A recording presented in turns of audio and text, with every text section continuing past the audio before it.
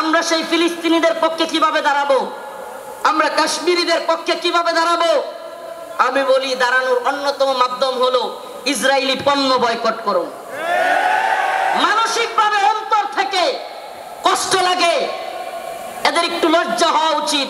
এজন্য আজকের যেহেতু সুযোগ পেয়েছি, আর দ্বীনের পক্ষ থেকে কথাটা বলার পরে আশা করি এদের কিছুটা হলেও লজ্জা হইতে পারে। এরা কারা? ঢাকার শাহজালাল আন্তর্জাতিক বিমানবন্দর, এটাতে আপনি একটা বোতল পানি কিনে পাবেন না ইসরায়েলি পণ্য ছাড়া। এই নির্লজ্জরা, আমি কতদিন বলেছি ইকুইফিনা কিংবা কিনলে ছাড়া তাদের কাছে কোনো পানি নাই। আমাদের জানতে মনে চায় আমাদের বাংলাদেশি পণ্য ব্যবহার করতে তোদের এত জ্বলে কেন? ইকুইফিনা কিংবা কিনলের চাইতে অনেক ভালো মানের পানি হলো মাম। আজকে মাম পানি এয়ারপোর্টে রাখা যায় না। আজকেও আমি হাবেজ সাহেব হুজুর, নাজমুস সাকিব সাহেব, আমরা শেষ পর্যন্ত সাধারণ ট্যাপ থেকে পানি খাইছি। কথাগুলো কেন বললাম? নির্যাতিত নিপীড়িত মুসলিম উম্মার পক্ষে আমরা দাঁড়াতে পারবো যখন আমি অন্তর থেকে সেই ব্যথাটা অনুভব করব যে আমার মুসলিম ভাই আঘাতপ্রাপ্ত হচ্ছে, আমার মুসলিম বোনকে ধর্ষিতা করা হচ্ছে। সেই ব্যথাটা যখন আমার অন্তরে থাকবে, কিভাবে তাদের পাশে দাঁড়াতে হবে সেটা অন্তর থেকেই আপনার মনই সায় দিবে যে এটা করলে আমি নির্যাতিত নিপীড়িত ভূখণ্ডের প্রতি আমার সহমর্মিতা জানানো হবে। লজ্জা হওয়া উচিত এই এয়ারপোর্ট কর্তৃপক্ষের। আমি আজকের এই যশোর আর দ্বীনের প্রোগ্রাম থেকে জানাতে চাই, অনেক দিন বলার পরেও এরা এই ইসরায়েলি পণ্য চেঞ্জ করতেছে না। এমনকি এয়ারপোর্টে এত বড় বড় আলেম উলামারা আসেন, এখানে একটু পানি খাওয়ার ব্যবস্থা নাই যেটা ইসরায়েলি পণ্য ছাড়া। আল্লাহ পাক এদেরকে হেদায়েত দান করুক, বলেন আমিন, বলেন আমিন। প্রিয় ভাইরা আমার, বন্ধুগণ আমার, এই ইসরায়েলি পণ্যের টাকাটা দিয়েই আপনার আমার মুসলিম ভাইয়ের, মুসলিম সন্তানের গায়ে গুলি করতেছে কিংবা বোমা ফেলতেছে এই ইসরায়েলি টাকাটা দিয়ে, এই ইসরায়েলি কোম্পানিগুলো। অতএব আমাদের কি এই পণ্যগুলো বয়কট করা দরকার না? কথা বলেন, দরকার না? মনে রাখবেন, আমরা প্রয়োজনে কষ্ট করব, ট্যাপের পানি খাবো, তবুও ইসরায়েলি পানি খাবো না। আমরা প্রয়োজনে ট্যাপের পানি খাবো, আমরা প্রয়োজনে মিনারেল ওয়াটার যদি না পাই, প্রয়োজনে আমরা ট্যাপের পানি, নরমাল পানি খাবো, তবুও ইসরায়েলি পানি ব্যবহার করব। এটা একটা উদাহরণ দেওয়ার জন্য বললাম, কিন্তু এমন অনেক সিস্টেম আছে। ও ভাই, তাহাজ্জুদের সময় নামাজের পরে নির্যাতিত নিপীড়িত উম্মার জন্য, মাজলুমদের জন্য দোয়া করা। ও মুসলিম উম্মাহ, চিন্তা করে একবার দেখুন আজকে ফিলিস্তিনের যে অবস্থা। ছোট্ট শিশুকে তার বাবা তার সামনে ছটপট করতেছে, তার ছোট্ট শিশু দৌড়াচ্ছে, কাতরাচ্ছে, ছটপট করতেছে, অথচ বাবা চিকিৎসা দিতে পারতেছে না। একবার ভাবুন না, নিজের সন্তানকে ওই জায়গায় রাখুন, আপনি বাবা হিসেবে আপনার অন্তরটা কেমন লাগবে? আজকে কাশ্মীরের অবস্থা দেখুন। এই ভারতীয় বাহিনী, এই হিন্দুত্ববাদী তাগুতি শক্তি, এই জালেমরা এখন আমাদেরকে হুমকি দেয়।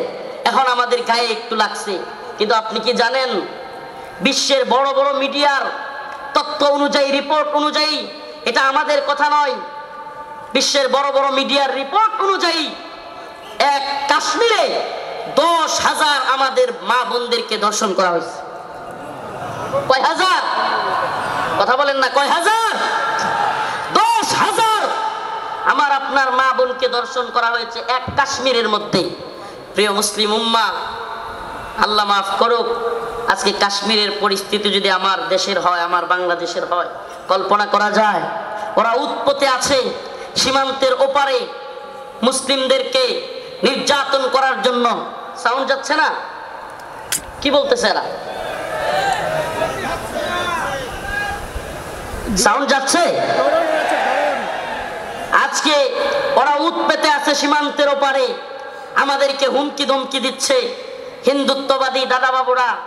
আসলে আমি প্রায় প্রোগ্রামে বলে থাকি, বিধর্মীদের হাক ডাক, মুসলিমদের বিরুদ্ধে যারা হাক ডাক দেয়, সেই সমস্ত জুলুম জালিমদের হাক ডাক হলো একটা বেলুনের মতো। কিসের মতো? কিসের মতো? বেলুনের মতো ফটকা। একটা সুই নিয়ে ফুটা করে দিতে পারলেই সব শেষ। সুই নিয়ে ফুটা করে দিতে পারলে। একটা ছোট্ট উদাহরণ দেই, তাইলে আরো ভালো বুঝবেন। চট্টগ্রামে আমার ভাই সাইফুল ইসলাম আলিফকে শহীদ করে দিল সেনাবাহিনীর উপর, পুলিশের উপর। চিন্ময় দাসকে গ্রেফতার করার কারণে আক্রমণ করলো, কিন্তু যখনই মুসলিমরা চট্টগ্রামে জেগে উঠলো, মুসলিমরা জজবা নিয়া, ইমানি জোশ নিয়া রাজপথে নেমে আসলো। আয় সুবহানাল্লাহ। যেই চিন্ময় দাসকে গ্রেফতার করার কারণে, যে চিন্ময় দাসকে গ্রেফতার করার কারণে হাজার হাজার লোক প্রিজন ব্যান আটকায় দিছে, যে চিন্ময় দাসকে গ্রেফতারের কারণে আমাদের এক ভাইকে হত্যা করে ফেলছে, 2-3 দিন যাইতে পারে নাই। ওই যে একটা কথা আছে না, সেনাবাহিনীর কথাটা খুব প্রচলিত হয়েছিল বাংলাদেশে, গোপালগঞ্জেতে সূর্যই উঠেছে, বাকিটা বললাম না। যখনই ওইটা লাগাই দিছে, মুসলিমরাও জায়গা উঠছে। সুবহানাল্লাহ। আগে তো প্রিজন ব্যান আটকায়া মানুষদেরকে হত্যা করে দিচ্ছে, হায় রে তাদের শক্তি, হায় রে তাদের গরম।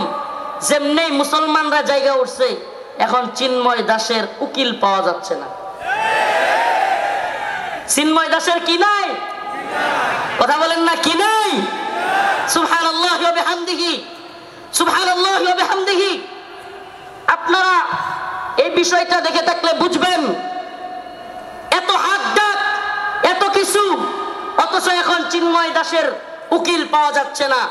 এদের হাত ডাক হলো ওই বেলুনের মতো, যদি সুই নিয়ে খালি ফুটা করে দিতে পারেন তাইলেই যথেষ্ট। এজন্য আমরা বলি, হিন্দুত্ববাদী নরেন্দ্র মোদীকে বলতে চাই, শত শত আলেমদেরকে শেখ হাসিনা তোমাকে খুশি করার জন্য গ্রেফতার করেছিল, অসংখ্য আলেমদেরকে নির্যাতন করেছিল শেখ হাসিনা মোদীকে খুশি করবার জন্য। কিন্তু আমরা জানতে চাই, শেষ পর্যন্ত মোদী কি হাসিনাকে টিকায় রাখতে পারছে? পারছে? কেন পারে নাই? কারণ এদের হাত ডাক এটা বেলুনের মতো, মুসলমানরা জায়গা গেলে পৃথিবীতে কোনো জালেম টিকতে পারে নাই।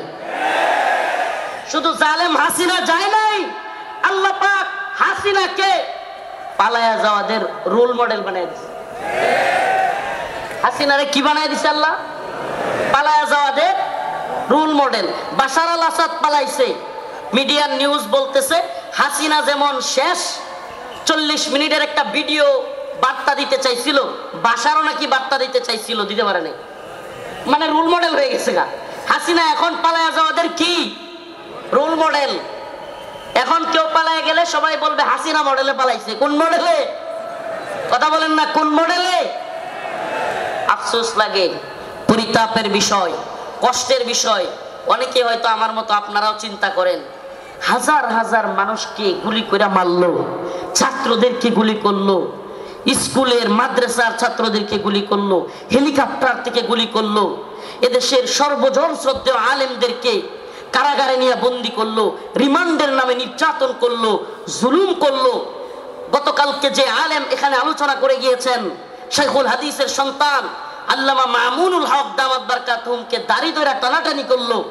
এদেশের সর্বজন শ্রদ্ধেয় বুজুর্গ আলেম, সকলের শ্রদ্ধেয় মানুষ আল্লামা সাইদি রাহিমাহুল্লাহকে কারাগার থেকে হত্যা করে বাহির করলো। এত কিছুর পরেও এই নেত্রী আর এই দলের পক্ষে মানুষ থাকে কেন? প্রশ্ন আসে না?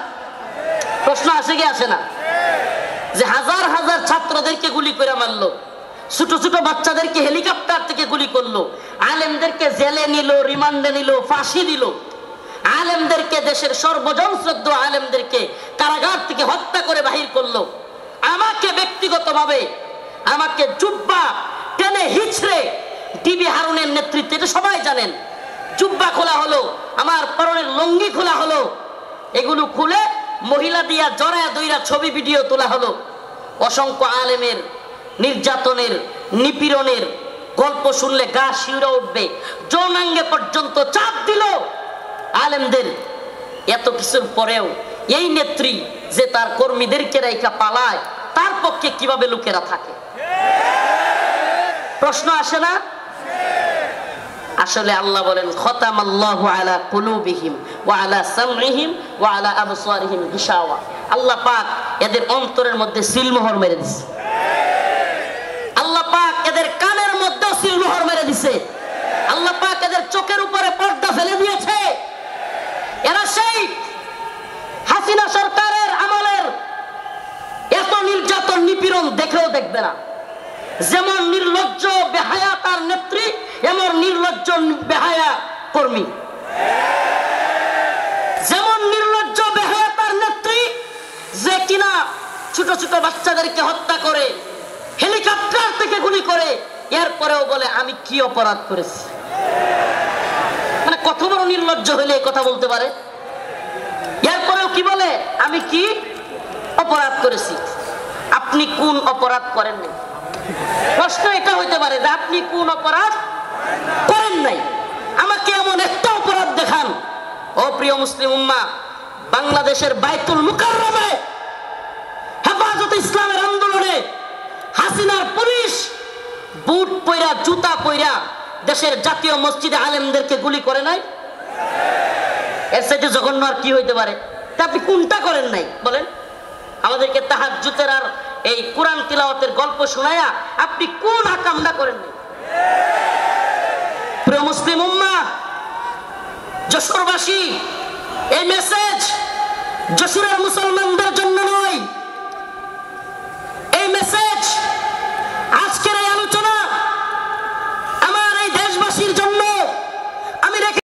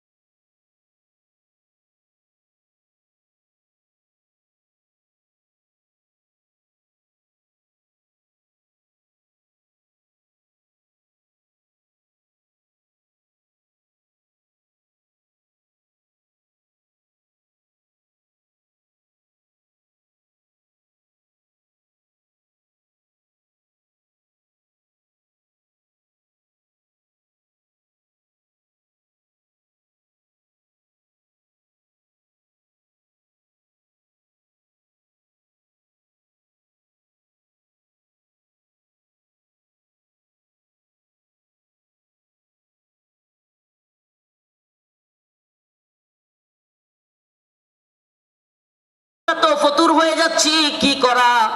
কাব খুব খুশি হয়ে গেল। কাব বলল, আগেই তোমাদেরকে বলেছিলাম মুহাম্মদের পিছনে থাকবা না। এবার কাব বিন আশরাফের কাছে মুহাম্মদ বিন মাসলামা কিছু চাইলেন। সে বলল, দিতে পারি, শর্ত হলো কিছু বন্ধক রাখতে হবে। দিতে পারি, তবে শর্ত হলো কিছু বন্ধক রাখতে হবে। মুহাম্মদ বিন মাসলামা রাদিয়াল্লাহু আনহু বললেন, ঠিক আছে, কি বন্ধক চাও? কাব বিন আশরাফ বলল, তোমার বউরে বন্ধক দাও। নাউজুবিল্লাহ। এটার বডি ছিল অনেক লম্বা, উঁচা, বিরাট সাইজের মানুষ। মুহাম্মদ বিন মাসলামা রাদিয়াল্লাহু আনহু বললেন, না, তোমার কাছে আমার বউ দেওয়া যাবে না। এবার মুহাম্মদ বিন মাসলামা রাদিয়াল্লাহু আনহু বললেন, দিতে পারি, আমার ডাল তলোয়ার এই তরবারিগুলো তোমার কাছে দিতে পারি। এগুলো বন্ধক রাখলেন।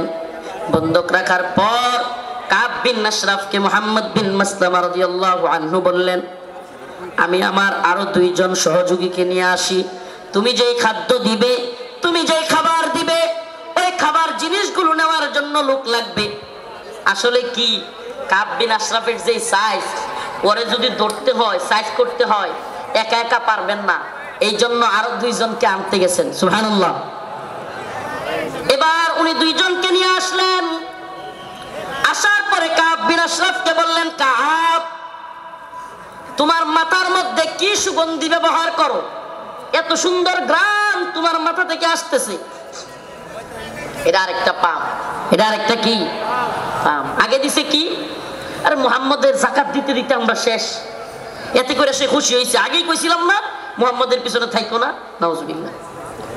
তো এইবার কি পাম দিল, যে তোমার কল্লার মধ্যে, তোমার মাথার মধ্যে এমন কি সুগন্ধি দাও, এত সুগন্ধি আসতেছে, সুঘ্রাণ আসতেছে।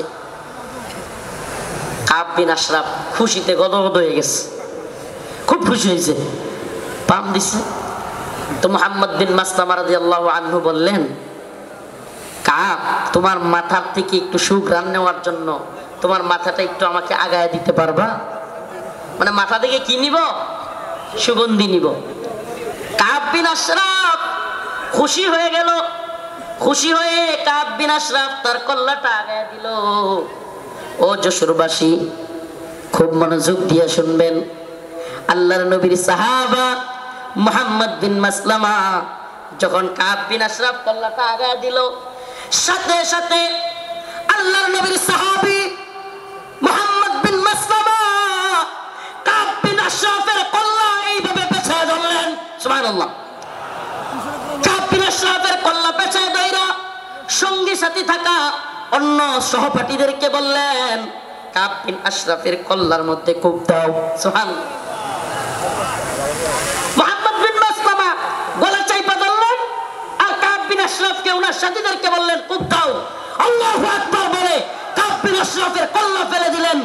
ও মুহাম্মদ আরবির উম্মতেরা, সেই জগৎ বিখ্যাত উক্তি শেখ খালিদ আর রশিদ ফাকাল্লাহু আসর কণ্ঠে কণ্ঠ মিলিয়ে বলতে চাই, ইয়া উম্মত মুহাম্মদ, ইয়া উম্মত মুহাম্মদ, আমার নবীকে নিয়ে কটূক্তি করা হবে, আমার নবীকে নিয়ে ব্যঙ্গচিত্র বানানো হবে।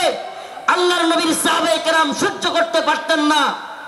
ফরমায় রাসূলুল্লাহ সাল্লাল্লাহু আলাইহি ওয়াসাল্লাম, ফরমায় রাসূলুল্লাহ সাল্লাল্লাহু আলাইহি ওয়াসাল্লাম, মান সাব্বা নবিয়ান ফাকতুলু, আল্লাহর নবীকে নিয়ে যে কটূক্তি করবে, রাসূল সাল্লাল্লাহু আলাইহি সাল্লামকে যে গালি দিবে, তার শাস্তি একটাই।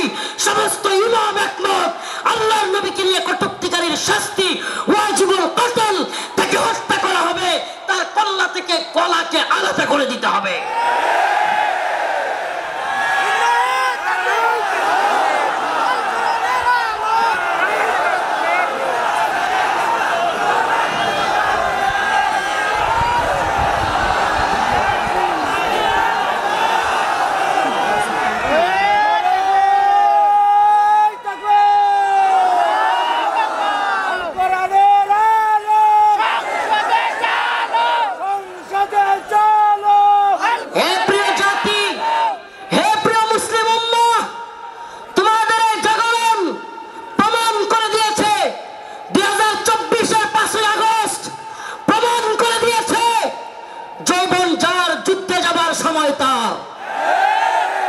যুবকরা দেখি লাফালাফি আর কাদেরের পালাবো না। কোথায় কাকা? পালাবো না কোথায়? এত দাম্ভিকতা, এত অহংকার ভালো না। এত দাম্ভিকতা, এত অহংকার ভালো না। মনে রাখবা, ফিরাউন নমরুদি আল্লাহর কাছে কোনো টাইম ছিল না, আর উবাইদুল কাদের আর হাসিনা। আল্লাহ পাক তোমাদেরকে পরিণতি দেখিয়ে দিয়েছেন। মুসলিম উম্মার যুব সমাজদেরকে বলি, ও প্রিয় উম্মার যুবকেরা, তৈরি হও নির্যাতিত নিপীড়িত মুসলিম উম্মার পাশে দাঁড়াবার জন্য। তৈরি হও আল্লাহর নবীর বিরুদ্ধে যারা যাবে বাংলার জমিনে, তাদেরকে অবশ্যই ওয়াজিবুল কতল, আল্লাহর নবীর গালি দেওয়ার শাস্তি, মৃত্যুদণ্ড করতেই হবে। রাজি আছো তো ইনশাআল্লাহ? ও প্রিয় মুসলিম উম্মাহ, তোমরা তো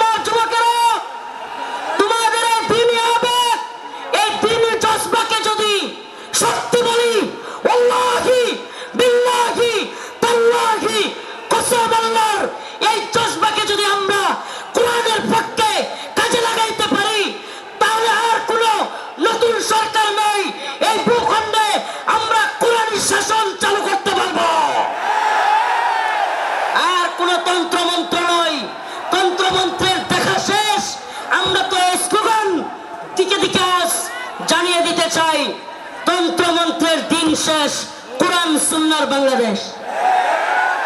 বলেন না, তন্ত্রমন্ত্রের দিন শেষ, কোরআন সুন্নাহর বাংলাদেশ। সাবিলুনা সাবিলুনা, তারিকুনা তারিকুনা। স্লোগান আজকে একটু ব্যতিক্রম হবে। আমি বলবো আল্লাহর জমিনে আল্লাহর আইন বাস্তবায়ন ফরজে আইন। বলতে পারবেন? আল্লাহর জমিনে আল্লাহর আইন বাস্তবায়ন ফরজে আইন। হয়তো শরীয়ত, ইম্মা শরিয়া, ইম্মা শরিয়া, হয়তো শরীয়ত। হয়তো আমরা শাহাদাত বরণ করব, না হলে ভূখণ্ডে শরীয়ত প্রতিষ্ঠা করব। কালেমার পতাকা দেখলে যেগুলোর জ্বলে, এগুলোর সাবধান করে দিতে চাই। এ ভূখণ্ডে লা ইলাহা ইল্লাল্লাহর পতাকা উড়বেই, আজ হোক কাল একদিন উড়বেই। ইসাবাতান মিন উম্মতি আহরাজাহুম আল্লাহু মিনান নার, ইসাবাতুন তাগজুল হিন্দা ওয়া ইসাবাতু মা ঈসা ইবনে মারইয়াম।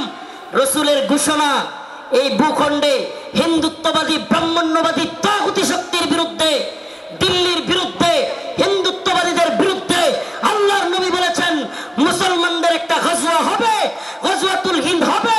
সেই যুদ্ধে মুসলমানরা বিজয়ী হবে। শুধু বিজয়ী হবে না, দিল্লির সেই মসনদে, দিল্লির সেই লাল কেল্লায় কালেমার পতাকা পথ পথ করে উঠবে ইনশাআল্লাহ, ইনশাআল্লাহ।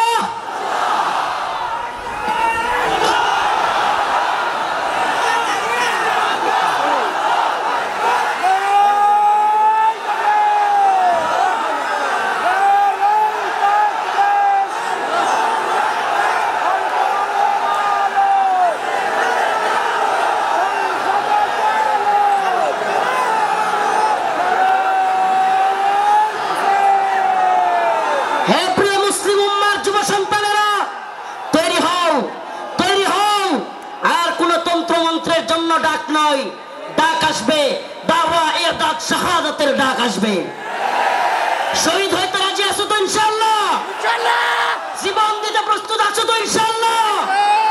আরে আমরা দুনিয়ায় এসেছি দিনের জন্য, শহীদ হওয়ার জন্য। এই দুনিয়ায় আর কোনো সফলতা নাই, আল্লাহর জন্য শাহাদাতের মধ্যেই সফলতা। ইম্মা শরিয়া ওয়া ইম্মা শাহাদা, হয়তো শরীয়ত, আল্লাহর জমিনে আল্লাহর আইন। এই জমিন কার? চিৎকার করে বলেন কার? জমিন কার? হুকুম চলবে কার? ইনিল হুকমু ইল্লা লিল্লাহ, আমার আল্লাহ তা'বুদু ইল্লা ইয়্যাহ। হুকুম হবে আল্লাহর, ইবাদত হবে আল্লাহর। ইবাদত হবে কার? একমাত্র আল্লাহর। এই কোন তাগুতের গোলামি আমরা করব না। আমরা কার গোলাম? আমরা ভারতের গোলাম নই, আমরা আমেরিকার গোলাম নই, আমরা ইসরায়েলের গোলাম নই। আমরা কার গোলাম? গোলামি হবে কার? পৃথিবীবাসী জেনে রাখো, আমরা আল্লাহর গোলামি করি। এই মাথা নোয়াবো তো আল্লাহর কাছে। এই মাথা নোয়াবো তো কার কাছে? পৃথিবীর কারো কাছে আমাদের মাথা নত হবে? এবার আমার ডকুমেন্টারি তো দেখলেন, শাইখুল হাদিস ইবনে শাইখুল হাদিসের ডকুমেন্টারি দেখলেন, অন্যান্য আলেমদের ডকুমেন্টারি তো দেখবেন। আমি কিছু মাসলুমদের ডকুমেন্টারি আপনাদের সামনে বলে যাই, কলিজা ফেটে যায়। ও মুসলিম উম্মার প্রিয় যুবক ভাইরা, আপনারা জেনে থাকবেন 2013 সালে শাপলা চত্বর এক ভয়াবহ রাতের সাক্ষী অনেকেই। আপনারা জেনে থাকবেন। প্রিয় বাবাজি, আজকের প্রোগ্রামের আয়োজক সহ সবার এই কথাগুলো মনোযোগ সহকারে শোনা দরকার।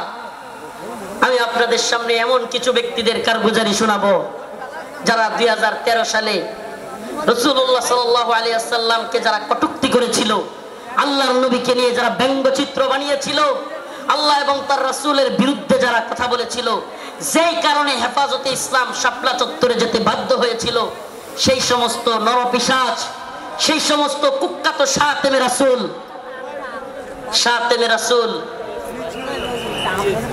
রাজীব, ব্লগার রাজীব, শাতেমে রাসূল অভিজিৎ রায়, ওয়াশিকুর রহমান বাবু, ফয়সাল বিন দীপন, আরো কতগুলো নাম বলতে পারবো। এরা আল্লাহর নবী এবং আল্লাহকে নিয়ে কটূক্তি করেছিল, আম্মা জানদেরকে নিয়ে কটূক্তি করেছিল। মনে আছে আপনাদের? মনে আছে? 2013 সালে ব্লগার রাজীব, অভিজিৎ রায়, ফয়সাল বিন দীপন, ওয়াশিকুর রহমান বাবু, ব্লগার নাজিমউদ্দিন সামাদ, আরো অনেকগুলো কুখ্যাত শাতেমে রাসূল আল্লাহর নবীকে নিয়ে কটূক্তি করেছিল। ও প্রিয় মুসলিম উম্মার যুবকেরা, আজকের এই ঐতিহাসিক প্রোগ্রামে আমি যদি সেই মাজলুম ভাইদের কথা না বলি, আমি তাদের সাথে কারাগারে ছিলাম। ওয়াল্লাহি এক একটা ভাইয়ের মিথ্যা মামলায় ফয়সাল বিন দীপনকে, অভিজিৎ রায়কে কে বা কারা হত্যা করেছে, ভার্সিটির প্রিয় যুবকদেরকে, আমার প্রিয় যুবক ভাইদেরকে এরা কারাগারে বন্দী করে রেখেছে। হাসিনা সরকার বিগত 10-12 বছর যাবত পরিবারের সাথে তাদেরকে দেখা করতে দেয় না। আমি প্রায়ই কোর্টে গেলে তাদের সাথে দেখা হইতো। আমাদের সেই ভাই আরাফাত, সেই ভাই সাইমুম, সেই ভাই আব্দুস সবুর, বিভিন্ন ভাইদেরকে আমরা দেখে আসছি যারা কিনা এক একজন 2টা-3টা করে ফাঁসির রায় নিয়ে কারাগারে পড়ে আছে। কি এদের অপরাধ? আমাদের ভাই ফারাবি, কি এদের অপরাধ? ফারাবির অপরাধ, আরাফাত ভাইয়ের অপরাধ, সাইমুম ভাইয়ের, আব্দুস সবুর ভাই, এই ভাইদের অপরাধ আল্লাহর নবীকে নিয়ে কটূক্তিকারীদের বিরুদ্ধে তারা ফেসবুকে বা বিভিন্ন মাধ্যমে লেখালেখি করেছিল। আল্লাহর নবীকে যারা কটূক্তি করেছে তাদের বিরুদ্ধে লেখালেখির কারণে, ও প্রিয় যশোরবাসী, ও প্রিয় আদ-দ্বীনের প্রোগ্রামে থাকা যুবকেরা, অন্তত তোমাদের সেই যুবকদের জন্য কিছু করা দরকার। আজকের এই আদ-দ্বীনের প্রোগ্রামে আমি সেই ভাইদেরকে স্মরণ করি। ওয়াল্লাহি কসম করে বলি, আমি যখন দেখতাম 2টা-3টা ফাঁসি নিয়েও এরা দিব্যি হাসতেছে, তখন আর নিজের মনের মধ্যে কিছুই মনে হইতো না। আরে আমি আর কি, আমার তো আর ফাঁসির রায় হয় নাই, আমার তো ফাঁসির রায় হয় নাই। 2টা-3টা ফাঁসির রায় নিয়ে হাসতেছে, দিব্যি চলতেছে, এদের মনের মধ্যে কোনো কষ্ট নাই। এই যুবকেরা দীর্ঘদিন যাবৎ কারাগারে পড়ে আছে। ও প্রিয় মুসলিম উম্মার যুবকেরা, ও নেতারা, ও বক্তা মুফতি আল্লাহর নবীর পক্ষে কথা বলতে গিয়া দীর্ঘদিন যাবৎ তাদেরকে জঙ্গি ট্যাগ দিয়া আজকে কারাগারে বন্দী করে রেখেছে হাসিনা সরকার। এখনো এই ভাইগুলো মুক্তি পাচ্ছে না। ও প্রিয় মুসলিম উম্মার যুবকেরা, আমি জানতে চাই, এরা যদি আমাদের কাউকে জঙ্গি ট্যাগ দিয়ে দেয়, এরা যদি আমাদের কাউকে মৌলবাদী ট্যাগ দিয়ে দেয়, এরা যদি আমাদের কাউকে রাজাকার বলে ট্যাগ দিয়ে দেয়, তাহলে কি আমরা তাদেরকে ভুলে যাব? আমার কথা বুঝতেছেন? জালেমদের একটা কূট কৌশল হলো আলেমদের নামে ট্যাগ দেওয়া, নেম কিলিং, এটাকে বলে নেম কিলিং, ট্যাগ দেওয়া। আল্লামা সাঈদী রাহিমাহুল্লাহকে কষ্ট নিয়ে বলতে হচ্ছে, যখন তিনি জীবিত আমাদের অনেক আলেম ওনাকে নিয়ে কথা বলার সাহস করে নাই, ওনার পক্ষে কথা বলে নাই। কেন বলে নাই? কারণ ওনাকে রাজাকারের মামলা দেওয়া হয়েছে। এখন আমরা যদি ওনার পক্ষে কথা বলি, তাইলে আমাদেরকেও না জানি রাজাকারের মামলা দিয়ে দেয়। আল্লামা জসিমউদ্দিন রহমানী দামাত বারকাতুহুম হুজুর কারাগারে থাকতেও ওনাকে নিয়েও অনেকে কথা বলে নাই। কেন? কারণ ওনার পক্ষে কথা বললে জঙ্গিবাদী মামলা দিয়ে দিবে। আল্লাহর কসম করে বলি, খোদার কসম করে বলি, আমাদেরকে রাজাকার বলো, জঙ্গিবাদী বলো, মৌলবাদী বলো, আর যাই বলো, আমরা মাজলুমদের পক্ষে কথা বলবোই, বলেই যাব। রাজি আছেন তো ইনশাআল্লাহ? আল্লামা সাঈদী রাহিমাহুল্লাহ চলে গিয়েছেন, জসিমউদ্দিন রহমানী হাফিজাহুল্লাহ বের হয়ে গিয়েছেন, কিন্তু ও আদ-দ্বীনের মুসলমানেরা, আজকের এই যশোরের লাখো জনতা, প্রিয় উম্মাহ, আজকের এই মিডিয়ার মাধ্যমে, সবকিছুর মাধ্যমে আমি জানাতে চাই, আমার ভাইরা আল্লাহর নবীর পক্ষে লেখালেখি করতে গিয়া যারা মামলা খেয়েছে, ফাঁসির রায় লেগে গেছে, আমরা কি তাদের মুক্তি চাই? মুক্তি চাই। আমার ভাইদেরকে 2-3টা করে ফাঁসির রায় দিয়ে বন্দী করে রেখেছে হাসিনা।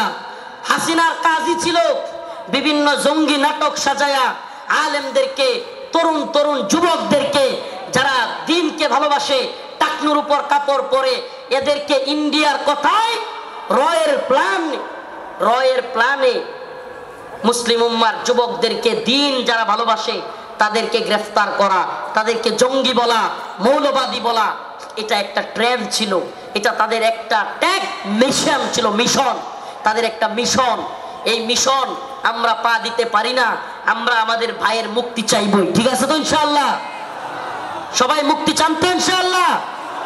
আমার প্রিয় ভাইদের মুক্তির ব্যবস্থা করা হোক, দ্রুত মুক্তি দেওয়া হোক। যদি তারা মুক্তি না পায়, খোদার কসম করে বলি, এত বড় বড় বক্তা, এত যশ খ্যাতি মূল্যহীন, মূল্যহীন, মূল্যহীন।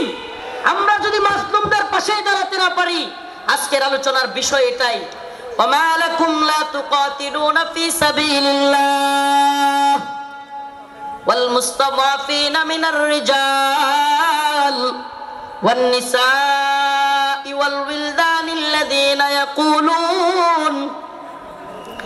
يقولون ربنا أخرجنا من هذه القرية الظالم أهلها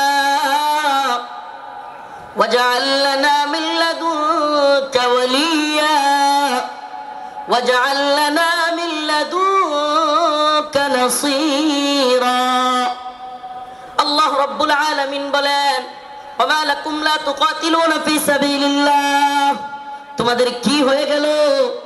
তোমরা আল্লাহর পথে কিতাল করতেছো না, যুদ্ধ করতেছো না। জিহাদ বললে অনেকে অপব্যাখ্যা করে, নফসের জিহাদ, এটা সেটা অনেক অপব্যাখ্যা করে। কারণ কি? কারণ আল্লাহ বলছেন কুতিবা আলাইকুমুল কিতাল ওয়া হুয়া কুরহুল লাকুম। কারণ আল্লাহ পাক জানতেন জিহাদের ব্যাপারে অনেকের অ্যালার্জি থাকবে, অনেকে অপছন্দ করবে। আমাকে বলেন, আল্লাহ পাক যখন কোরআনে কারীম নাজিল করেছেন, আল্লাহর রাসূল কি জিহাদকে অপছন্দ করতেন? হ্যাঁ, সাহাবায়ে কেরাম অপছন্দ করতেন। তাহলে এই আয়াত কাদের জন্য? কুতিবা আলাইকুমুল কিতাল ওয়া হুয়া কুরহুল লাকুম, এই আয়াত কাদের জন্য? আল্লাহ পাক জিহাদকে, যুদ্ধকে ফরজ করেছেন দ্বীনের জন্য, অথচ তোমরা তা অপছন্দ করবে, অপছন্দ করো। আল্লাহ বলছেন তোমাদের অনেক জিনিস আছে অপছন্দ, কিন্তু হুয়া খায়রুল লাকুম, সেটার মধ্যে কল্যাণ আছে। আমার তো মনে হয় আল্লাহ পাক, আমার মনে হয় না, এটাই তাফসীর, এটাই ব্যাখ্যা। যে আল্লাহ পাক সেই সমস্ত লোকদেরকে উদ্দেশ্য করে বলেছেন যারা জিহাদকে অপছন্দ করবে। সাহাবায়ে কেরাম জিহাদকে পছন্দ করতেন না, আল্লাহর নবী আল্লাহর দ্বীনের পক্ষে জিহাদকে পছন্দ করতেন না। যারা পছন্দ করে তাদের জন্য এই কথা।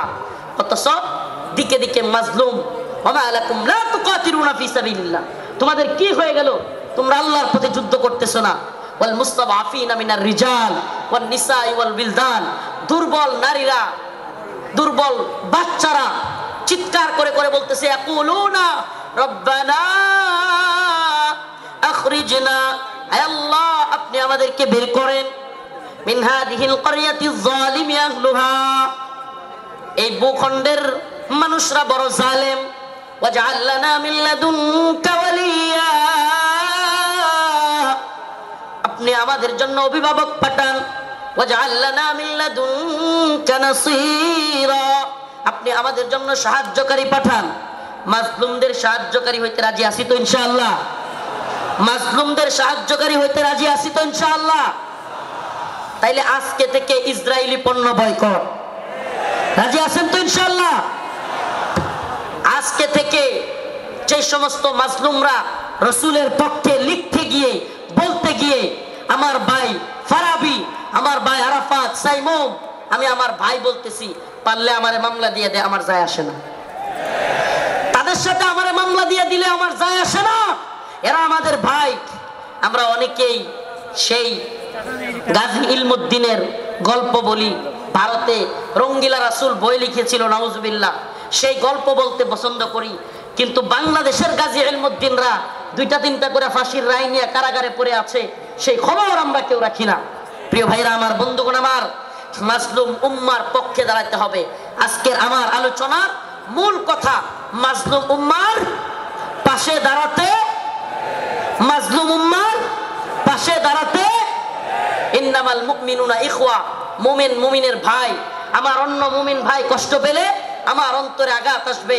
এদেশের কোন আলেমকে আল্লাহ না করুক জাতীয় আন্তর্জাতিক চক্রান্তের কারণে নতুন করে কেউ যদি, কোন জালেম যদি এদেশের কোন আলেমকে আবারও জুলুম করতে চায়, আবারও যদি শেখুল হাদিস আল্লামা মামুনুল হককে, শেখুল হাদিস আল্লামা মামুনুল হক সহ, মুফতি আমির হামজা সহ, মুফতি হারুন ইজহার, এদেশের অনেক বক্তা যারা কিনা কারাগারে ছিল, আবারও যদি সেই সমস্ত আলেমদেরকে কেউ গ্রেফতার করবার দুঃসাহস করে জাতীয় আন্তর্জাতিক চক্রান্তের কারণে, আবারও যদি আলেমদের দিকে কেউ চোখ তুলে তাকায়, কেউ যদি হাত তোলার সাহস করে, সেই হাত ভেঙ্গে গুড়িয়ে দেওয়ার হিম্মত আছে তো মুসলমান?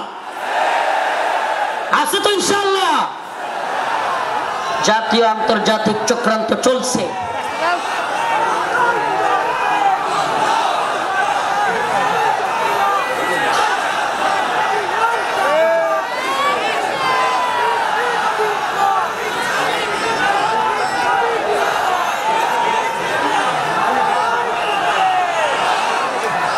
জাতীয় আন্তর্জাতিক চক্রান্ত চলছে আমাদের এই ভূখণ্ডকে নিয়ে, জাতীয় আন্তর্জাতিক চক্রান্ত চলছে। এই চক্রান্তের ডালপালা গভীরে আমরা জাতি হিসেবে সজাগ থাকব। একটা কথা মনে রাখবেন, আগামীকালকে আপনার ঘরে চুরি অথবা ডাকাতি হবে, আপনি যদি আগে ভাগে জানতে পারেন, তাইলে আপনি ডাকাতকে কিভাবে আটকাইতে হবে এটা আপনি আরামসে বুঝে যাবেন। সজাগ থাকা খুব জরুরি। আগামীকালকে ডাকাত আপনার বাড়িতে হামলা করবে, যদি ডাকাতকে নিজে সামলাইতে না পারেন, প্রয়োজনে আগামীকালকে আসবে জানলে প্রয়োজনে মাইকিং করবেন, ঠিক কি ঠিক না? প্রয়োজনে কি করবে? মাইকিং করে হলেও ডাকাত আটকাবে। তো যদি আমরা জানি আমাদের বিরুদ্ধে চক্রান্ত হচ্ছে, হিন্দুত্ববাদী ভারত আমাদের বিরুদ্ধে চক্রান্ত অব্যাহত রেখেছে, এমনকি আমরা শুনতে পাই বর্তমান উপদেষ্টা কমিটিতেও ভারতীয় দালালরা বসে গেছে। একথা আমরা শুনতে পাই, বর্তমান উপদেষ্টা কমিটিতে ভারতীয় দালাল ঢুকে গেছে। আমাদের বক্তব্য স্পষ্ট, মোমেন এক গর্তে দুইবার পা দেয় না। মোমেন এক গর্তে দুইবার পা। আমরা আর ধোঁকা খেতে চাই না, আমরা আর কোন জালেমদেরকে, ইন্ডিয়ার গোলামদেরকে বাংলার ক্ষমতার মস্তদে দেখতে চাই না। মাওলানা আব্দুল হামিদ খান বাসানী বলেছিলেন, পিন্ডি ছেড়েছি দিল্লির গোলামের জন্য নয়। কথাটা মনে আছে আপনাদের? রাওয়ালপিন্ডি পিন্ডি পিন্ডি ছেড়েছি দিল্লির গোলামির জন্য নয়, অর্থাৎ পাকিস্তানের পিন্ডি ছেড়েছি ভারতের দিল্লির গোলামির জন্য নয়।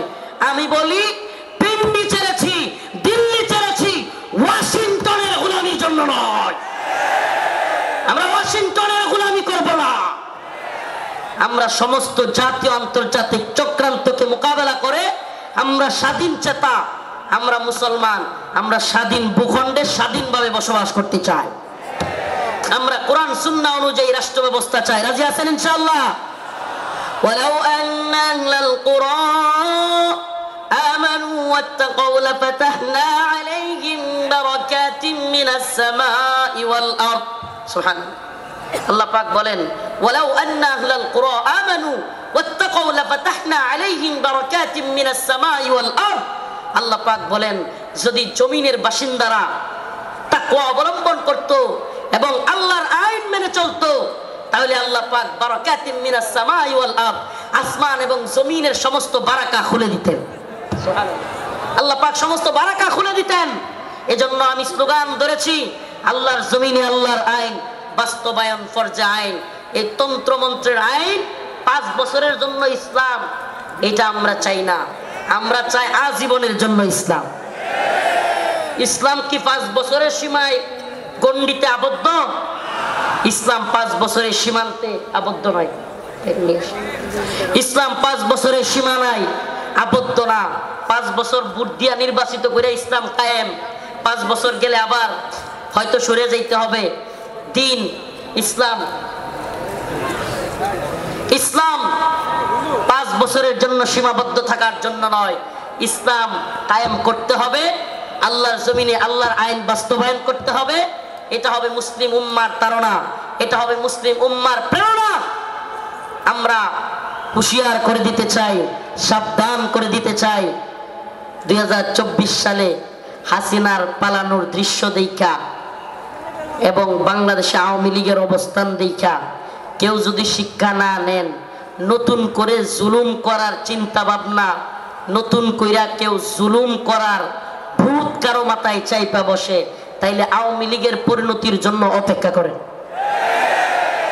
নতুন কইরাও যদি হাসিনার মতো জুলুমের চিন্তা ভাবনা কেউ করেন, আওয়ামী লীগের মতো জুলুম করার খায়েশাত, জালেম হওয়ার ভূত মাথায় চাইপা বসে, সাদাবাজি টেন্ডারবাজি দুর্নীতির ভূত, তাইলে বাংলার জনগণ লাথি দিয়া আপনাদের ভূতও তাড়াইয়া দিবে। নতুনদের জন্য এটা একটা হুঁশিয়ারি। 2024 সাল এটা আমাদের গর্বের। 2024 আমাদের গর্বের। আমাদের এই চেতনাকে ধরে রাখতে হবে। প্রিয় যুব সমাজ, আমি আগে ফিলিস্তিনের বিভিন্ন ভিডিও দেখতাম, ফিলিস্তিনের মুসলমানদের ভিডিও দেখতাম। ছোট ছোট বাচ্চা ছেলেরা পাথর নিয়ে ইসরায়েলের ট্যাঙ্কের মধ্যে নিক্ষেপ করতেছে, গোলাল দিয়া ইসরায়েলিদেরকে মারতেছে। সুবহানাল্লাহ। 2024 সালে দেখলাম আমাদের ছোট ছোট বাচ্চারা পুলিশের পেটের মধ্যে গিয়ে ঘুষি মারতেছে। সুবহানাল্লাহ বলেন না? এইটা একটা জিনিস অন্তত হয়েছে আলহামদুলিল্লাহ। সালে আমরা এটা অন্তত বুঝছি, যুব সমাজ জেগে উঠলে জালেমের পরিণতি ভয়াবহ। যুব সমাজ জেগে উঠলে জালেমের পরিণতি কি? তো যশোরবাসী, আপনারা কি ঘুমায় গেছেন নাকি জাগ্রত আছেন? হাসিনা ভারতের গোলামি করেছিল, বাংলাদেশকে দিল্লির একটা কি বলবো, এটাকে অনেকে বলে অঙ্গরাজ্য, আমি বলি অঙ্গরাজ্য না। হাসিনা এটাকে দিল্লির একটা ডাস্টবিন বানাইছিল। দিল্লির ডাস্টবিন মানে দিল্লি আমাদের আম খাবে, আমাদের ইলিশ খাবে, আমাদের সব কিছু নিবে, ট্রানজিট নিবে, আমাদের রেল লাইন নিবে, আমাদের সব কিছু নিবে, আর আমাদেরকে লাশ উপহার দিবে। আমাদেরকে বন্যার পানি দিয়া বাসায়া একের পর এক লাশ উপহার দিবে। এটাকে আপনি ডাস্টবিন না বলে কি বলবেন? এটা কি বন্ধুত্ব? এটা কি বন্ধুত্ব? আমি তো বলি হাসিনা বিগত 16 বছরে বাংলাদেশের সাথে ভারতের যে সম্পর্ক তৈরি করেছিল, যদিও তাদের নেতারা বলেছে অনেকে স্বামী স্ত্রীর সম্পর্ক, আমরা বলি অবৈধ সম্পর্ক, এটা অবৈধ। এজন্য অবৈধ সম্পর্কের কন্যারে জায়গায় পাঠিয়ে দিছি। আল্লামা সাঈদী রাহিমাহুল্লাহ বলেছিলেন, এই কথাটা আমার এখনো কানে ভাসে, সরকারকে বলবো বেশি তিরিং বিরিং করিও না, বাংলার জনগণ বেশি তিরিং বিরিং করলে এমন এক ফ্লাইং কিক মারবে, মামার বাড়ি দিল্লি গিয়ে বলবা।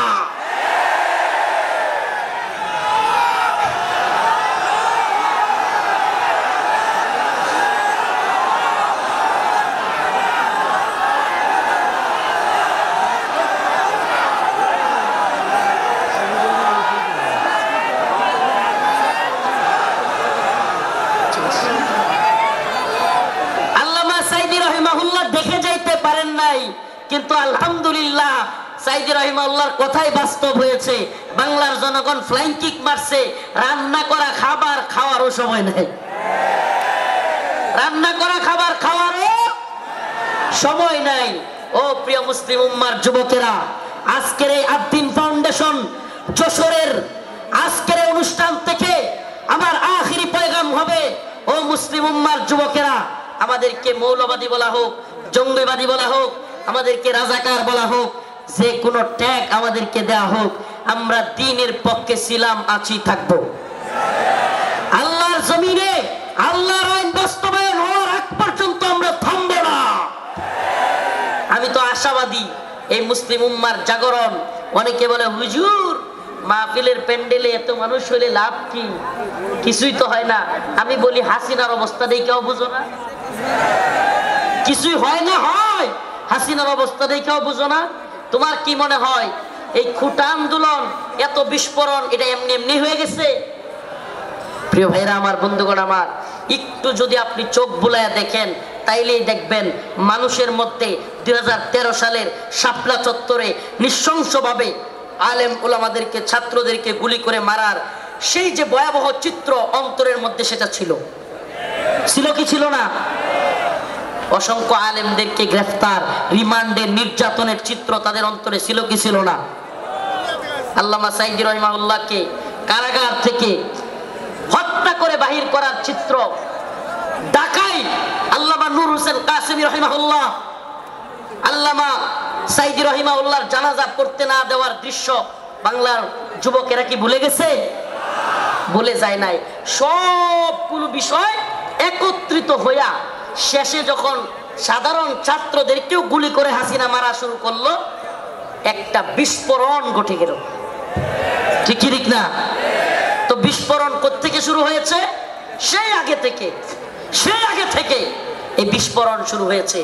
এজন্য বলি প্রিয় মুসলিম উম্মা, আপনাদের প্রতি আমার আখিরি পেগাম, ও আদ্দিনের মুসলমান, আজকের এই যশোরবাসী, খুলনাবাসী, সারা বাংলাদেশ থেকে আগত মিডিয়ার মাধ্যমে সারা দেশে যারাই আমার কথাগুলো শুনবেন, আমার একটা পয়গাম, আখিরি পয়গাম আপনাদের প্রতি।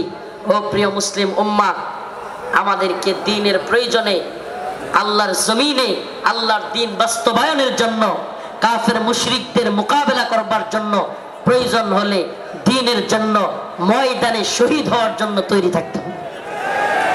এটা মনে রাখবেন, শাহাদাতের তামান্না। আল্লাহ পাক আমাদেরকে কবুল করুক, মঞ্জুর করুক, বলেন আমিন। শাহাদাতের তামান্না, আখিরি পয়গাম। প্রিয় ভাই মুফতি আমির হামজা হাফিজাহুল্লাহ চলে এসেছেন, আমি ছেড়ে দিব। ভাইয়ের জন্য আপনাদের কাছে খাস করে দোয়া চাই, খাস ভাবে দোয়া চাই। নাসরুম মিনাল্লাহ ওয়া ফাতহুন করিব ওয়া বাশশিরিল মুমিনিন। আসসালামু আলাইকুম ওয়া রাহমাতুল্লাহি ওয়া বারাকাতুহু। নারায়ে তাকবীর, লিল্লাহি তাকবীর। আল কোরআনের আলোক, সংসদে চালক, আমার নেতা তোমার নেতা, আল্লাহর আইন চাই, আল্লাহর আইন চাই।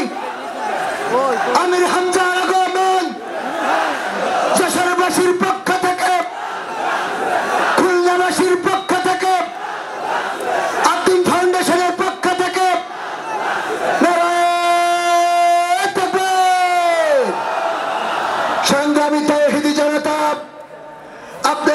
পাচ্ছেন ঐতিহাসিক 3 দিন ব্যাপী তাফসীরুল কোরআন মাহফিলের দ্বিতীয় দিনের সমাপনী অংশের প্রধান মেহমান, প্রধান মুফাসসির হযরত মাওলানা মুফতি আমির হামজা আমাদের মাঝে এসে হাজির হয়েছেন।